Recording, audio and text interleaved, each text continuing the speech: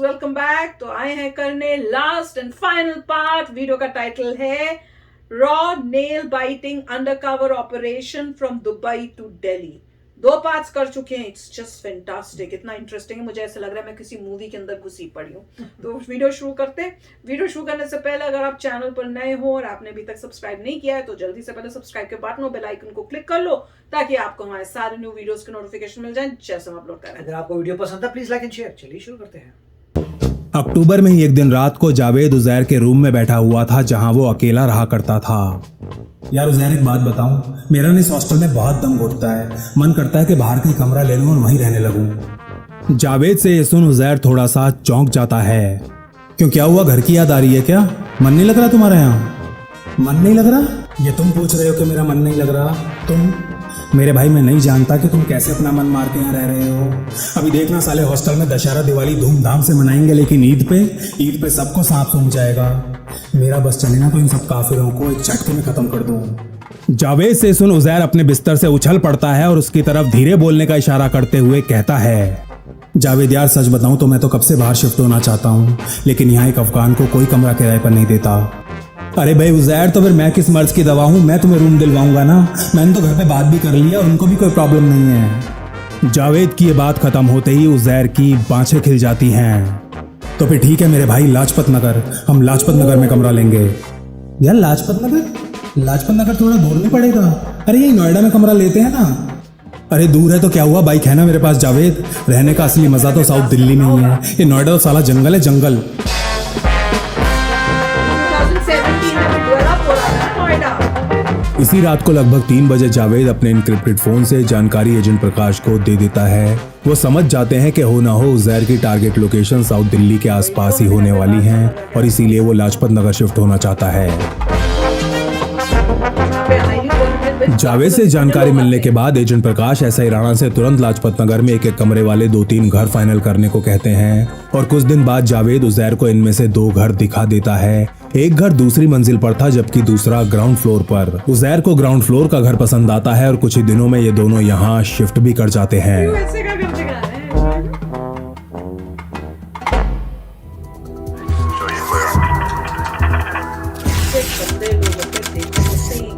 Country में घुस के उजैर और जावेद को लाजपत नगर शिफ्ट हुए 1 महीना हो चुका था। इधर एजेंट त्रिखा और एसआई राणा ने दिन रात जावेद के ऊपर नजर बनाई हुई थी और उधर हेडक्वार्टर्स में एजेंट प्रकाश ईटीएस के कुछ एनालिस्ट के साथ उजैर के मोबाइल पर आने वाली हर कॉल को इंटरसेप्ट कर रहे थे। ऐसी एक कॉल से एक दिन RNDW को पता चलता है कि उजैर अपने धमाकों के लिए दिल्ली में 3 लोकेशंस को फाइनल कर चुका है, जो थी नई Delhi airport, Ansal plaza mall और साउथ एक्सटेंशन का मार्केट।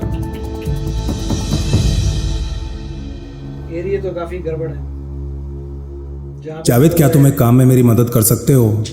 एक दिन अत्यंत गंभीर आवाज में उजैर ये पूछता है तो जावेद उत्तर देता है, हाँ बोलना भाई, तेरे लिए तो जान भी हाजिर है।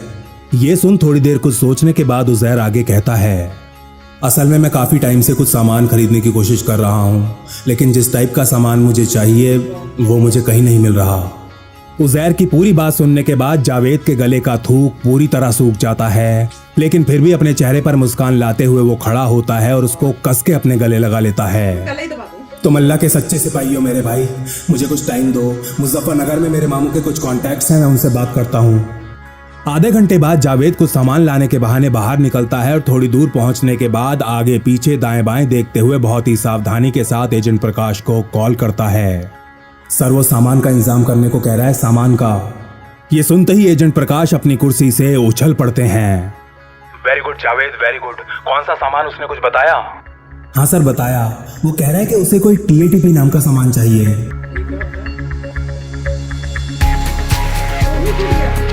ये शब्द सुनते ही प्रकाश के हाथों से फोन छूटकर नीचे गिर पड़ता है। TATP मतलब एसीटोन पेरोक्साइड, एक अत्यंत सेंसिटिव और ज्वलनशील केमिकल जिसे कुछ साल पहले तक डिटेक्ट करना भी संभव नहीं था। ये TATP ही था जिसका इस्तेमाल 22 मई 2017 के दिन हुए मैनचेस्टर धमाकों में किया गया था। लंदन में हुआ आतंकी हमला जिसमें कुल 33 लोग मारे गए थे जबकि 1000 से ज्यादा घायल हुए थे।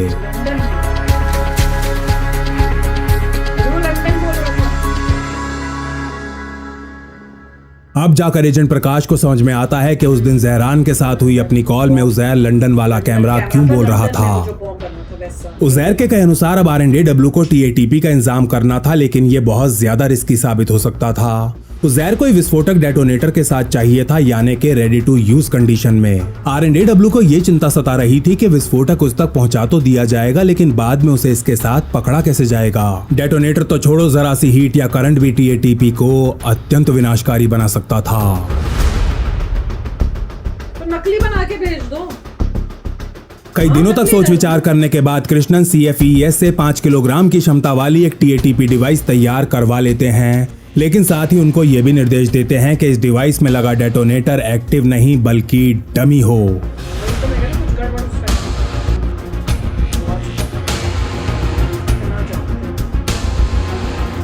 2 दिसंबर की शाम उजैर घर पर बैठा इंटरनेट के ऊपर कुछ कर रहा था कि तभी अपने चेहरे पर एक चमक लिए जावेद अंदर प्रवेश करता है।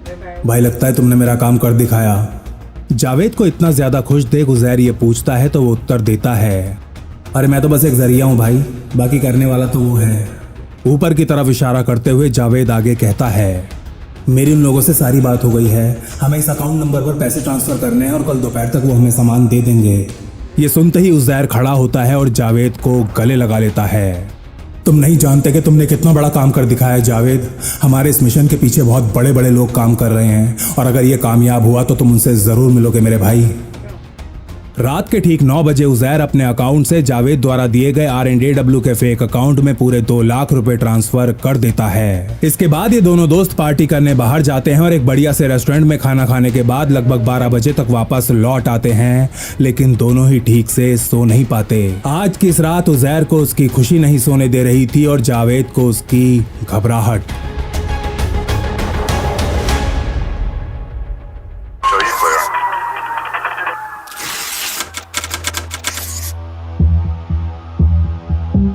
उठो जावेद, उठ जाओ यार, 8 बज गए हैं, लेट हो जाओगे।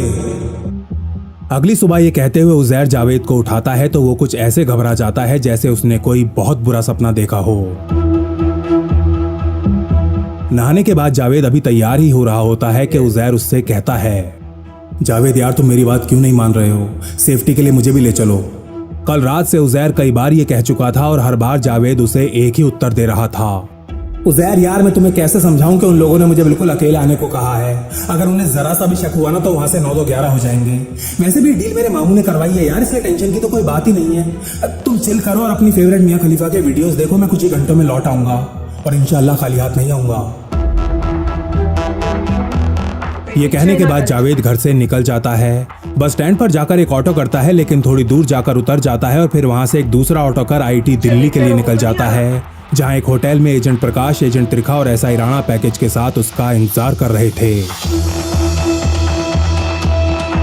इधर R&AW और जावेद उजैर की आजाद जिंदगी का आखिरी चैप्टर लिख रहे थे। उधर वो अपने कमरे में मियां खलीफा को देखता हुआ नाखून चबा रहा था। कभी किसी ऑटो की आवाज आती तो वो तुरंत दरवाजा खोलकर बाहर देखने लगता, तो कभी मेन रोड तक जा जावेद के इंतजार में इधर उधर घूमने लगता।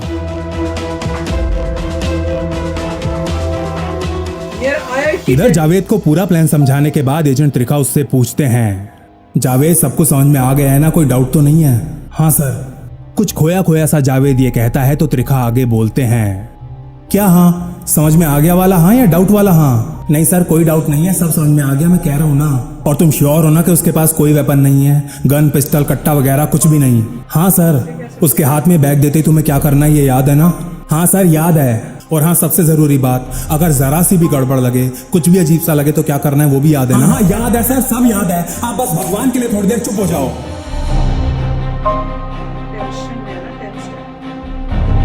बुरी तरह झुंझलाते हुए जावेद ये कहता है तो वहीं बैठे एजेंट प्रकाश समझ जाते हैं कि नर्वस होने के साथ साथ 22 साल का ये लड़का काफी ज्यादा डरा भी हुआ है। ये घबराने का समय नहीं है जावेद।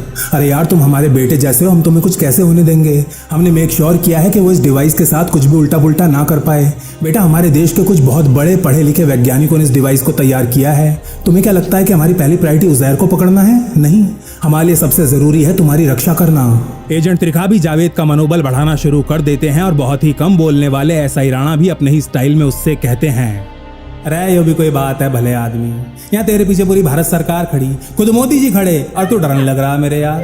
अरे बावली गांड, तेरे लिए तो हम ससुरे पूरे अफगानिस्तान ने ठाकियां लिया आवेंगे, इस चिकने से लोंडे की तो चले क्या। अरे वहाँ वे IAS वाले ऐसे लोंडों की दबा के गांड मारा करें और तू ऐसे गड्ढू से डरने लग रहा बावली पूछ कहीं का। चल ये भंस के दिखा। मुझे बहुत अच्छा लगा मोदी जी ने। एसआई राणा का ये मोनोलॉग खत्म होते ही इस कमरे में मौजूद इन एजेंट्स की हंसी फूट पड़ती है और अगले कई मिनट तक ये तीनों खूब दिल खोल कर हंसते हैं। थैंक यू राणा सर, कई महीनों बाद ऐसे खुल के हंसा हूँ और सच में हंसा हूँ आज। अपने आंसू पहुंचते हुए जावेद ये कहता है और फिर थोड़ी देर बाद ये चारों होटल की पार्किंग के लिए निकल जाते हैं और जैसे ही इनकी गाड़ी पार्किंग से बाहर निकलती है, एक के पीछे एक 5 अनमार्क्ड गाड़ियां भी इस पार्किंग से निकलना शुरू हो जाती हैं।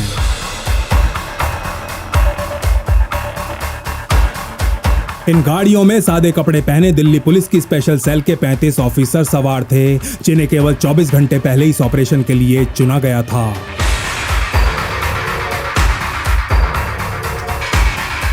आखिर वो क्षण आ गया था, वो क्षण जब घंटों इंतजार करने के बाद झाड़ियों में बिल्कुल चुपचाप बैठा शेर अपने शिकार के ऊपर छलांग मारता है। इससे पहले के शिकार कुछ समझ पाए, उसकी गर्दन शेर के मुंह में और खोपड़ी पंजों में दबी होती है।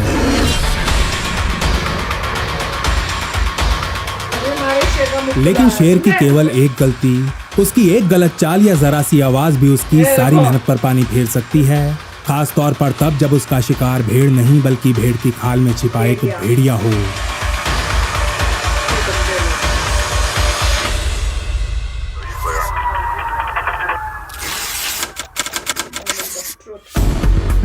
घर से कोई 3 किलोमीटर पहले जावेद को गाड़ी से उतार एक ऑटो में बिठा दिया जाता है, जिसका ड्राइवर भी दिल्ली पुलिस का ही एक कांस्टेबल था।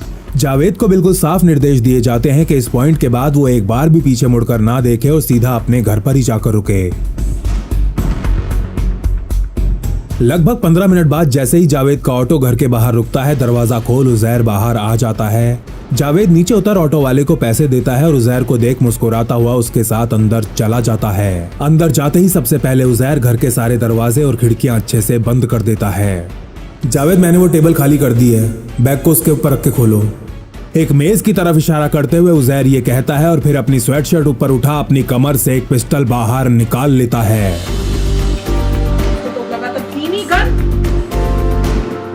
पिस्टल पर नजर पड़ते ही जावेद के हाथों से मानो वो बैग छूट ही जाता है। मुंह का रंग उड़ने लगता है और गला बुरी तरह सूख जाता है।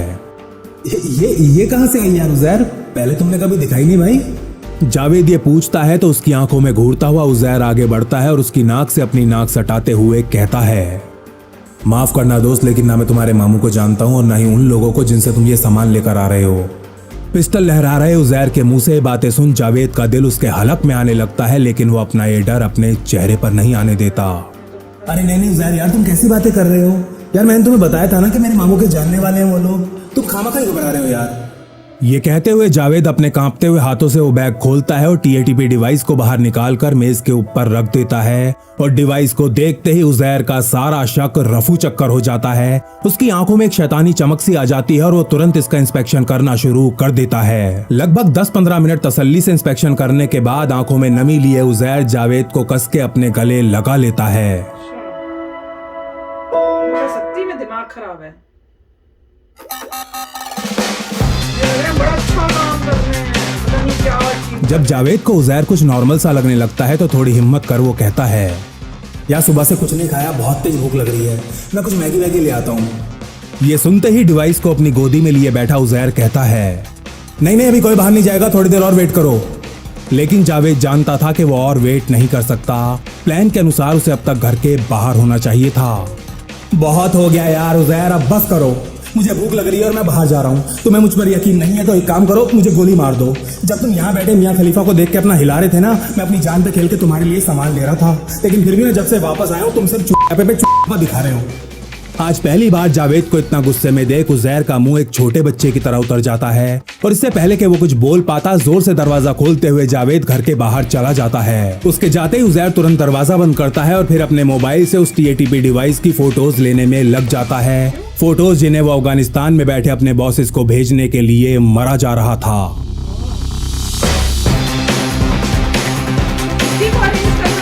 जावेद के घर से निकलने के ठीक 5 मिनट बाद एक जोर की आवाज होती है और घर का दरवाजा टूटकर नीचे गिर पड़ता है। इस आवाज से बुरी तरह चौंक चुका उजैर जैसे ही बाहर की तरफ देखता है, एक के बाद एक स्पेशल सेल के हट्टे कट्टे 10 ऑफिसर्स तूफान की तरह अंदर घुसते हैं और बिजली की फुर्ती से जावेद के ऊपर टूट पड़ते हैं।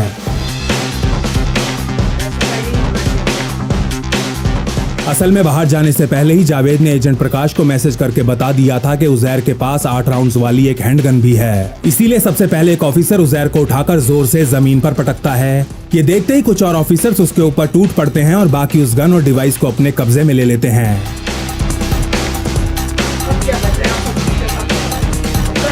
जब ये ऑफिसर्स उजैर को ले बाहर निकलते हैं तो बाहर का दृश्य देख उसकी पतलून गीली हो जाती है। वो देखता है कि 15 से 20 ऑफिसर्स उसके घर के चारों तरफ एक घेरा बनाए खड़े हैं और उनकी बंदूकें रेडी टू फायर पोजीशन में घर से हटके उसकी तरफ घूम रही हैं।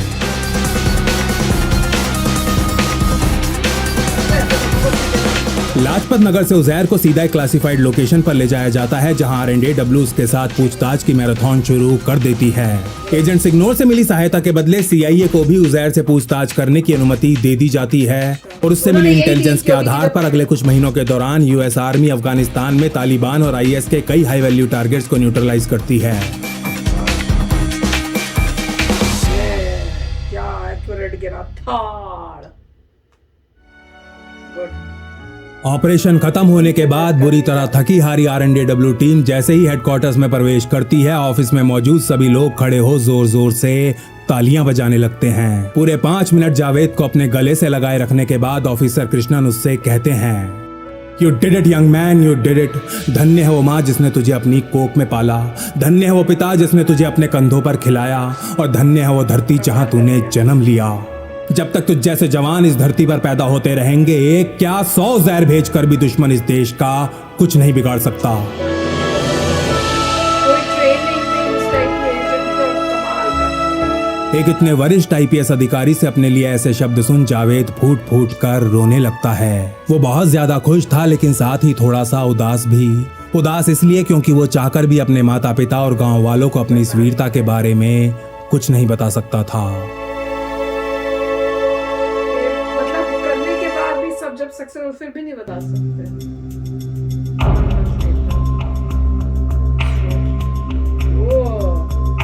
हाँ बोलो जहरान। सलाम अलैकुम जनाब, वो उजैर को राव वालों ने पकड़ लिया। मिशन फेल हो चुका है जनाब। हाँ मालूम है, तुम्हारी तंजीम में एक भारतीय एजेंट काम कर रहा है, जल्दी पता लगाओ वो कौन है। ठीक है जनाब, हो जाएगा। और हाँ, तुम उसको मारोगे नहीं, वो खबीज हमको जिंदा चाहिए।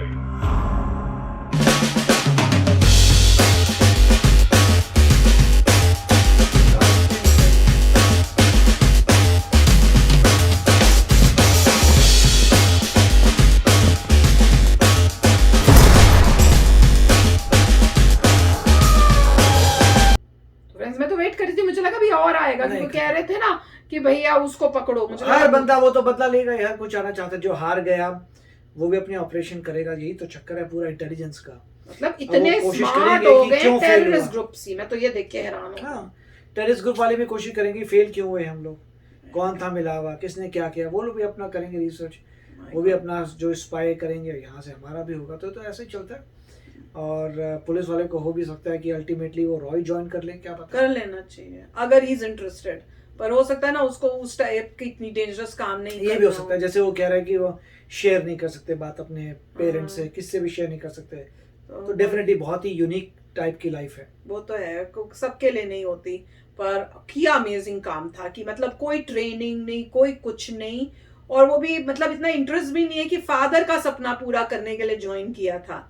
तो वो इंसान ने इतना अचीव किया, मतलब पूरे मिशन उसके ऊपर था, उसके फादर का भी, उसको खुद को भी इंटरेस्ट था। हाँ, पर उतना नहीं। मतलब वो बाबा ही बोल रहा था ना कि फादर को है, मुझे नहीं। ऐसे ही है। तो वो होता है ना कि फादर की ड्रीम है तो और मेरी भी ड्रीम नहीं, है। मुझे लगता है उसको भी पुलिस वाला बना था, क्योंकि आजकल के समय पे कोई मुझे वैसा लगता नहीं है पेरेंट्स की सोच के अगर खुद अगर आप इंटरेस्टेड नहीं है तो बच्चे नॉर्मली करते नहीं है। अगर इंटरेस्टेड नहीं है होता है, या फिर उसमें चले जाएंगे तो अच्छा कार्य नहीं करेंगे हाँ, और कुछ अचीव नहीं कर पाएंगे, क्योंकि वो उस कार्य में इंटरेस्टेड नहीं है। नहीं, पर इसने तो तो जाना तो नहीं चाहिए। चॉइस दी थी कि भाई तुम करना चाहते हो इस मिशन में हमारे साथ, वो तो देश की सेवा थी, तो वो तो ठीक उसने है। वो हाँ बोली थी। पर अमेजिंग था कि नो एक्चुअल ट्रेनिंग एजेंट की ना होने के बाद भी कमाल का किया और सक्सेसफुल करवाया इस मिशन को। अमेजिंग था। और मेरे को तो देख के ना इतना गुस्सा आ रहा था कि इन लोगों की, ये जो टेररिस्ट होते हैं, इनके दिमाग ऐसे होते हैं, उनको लग रहा है पता नहीं हम क्या महान चीज कर रहे हैं किसके लिए, कि उनको इतनी खुशी मिली कि भैया मेरा बॉम्ब, उसको ये नहीं रियलाइज हो तुम इनोसेंट लोगों को जाके मारोगे जिन्होंने तुम्हारे साथ ना तुम्हारा कोई लेना ना देना।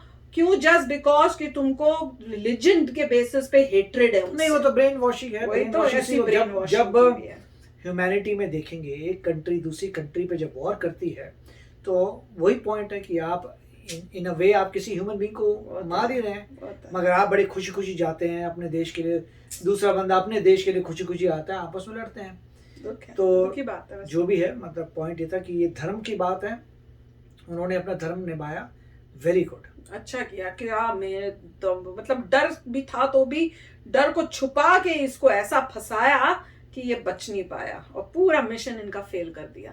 तो चलो फ्रेंड्स, चलते हैं, मिलेंगे नेक्स्ट वीडियो में बहुत ही जल्द। Till then take care and bye bye. तो अगर आप मेरे इस चैनल पे नए हो तो जल्दी से सब्सक्राइब के बटन को हिट करो और बेल आइकन को क्लिक करो ताकि आपको मेरा जब नया वीडियो मैं लगाऊं आपको उसके बारे में जल्दी से पता चल जाए।